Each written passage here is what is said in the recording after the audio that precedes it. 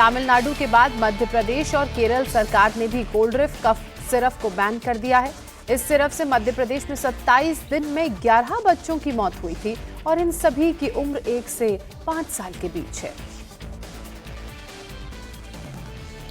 Coldrif cough syrup की manufacturing Tamil Nadu के कांचीपुरम में हो रही है।